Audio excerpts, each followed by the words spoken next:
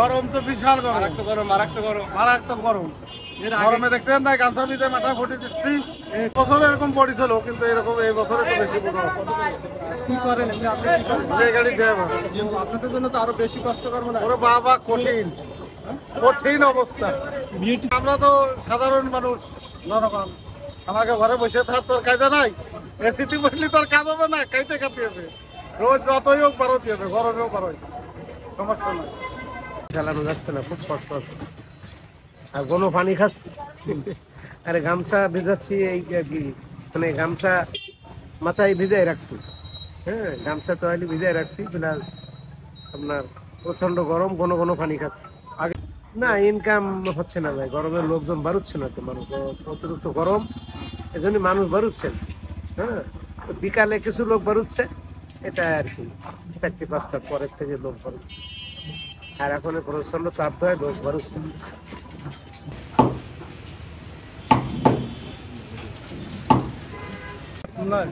তীব্র গরমে আপনাদের সাধারণ মানুষের কি অবস্থা?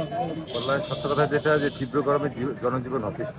কয়েকদিন ধরে মানে পানি ছাড়া আর কিছুই খাইতে ভালো লাগে না, এবং প্রচণ্ড প্রচণ্ড গরম, অতিষ্ঠ হয়ে গেছে।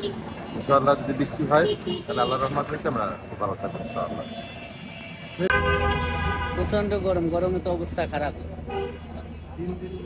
আমি মনে করি যে গাছপালা কমে যাচ্ছে, দালান কোটা হচ্ছে বেশি, গাছপালা কাইটে আমাদের এই কারণেই গরম।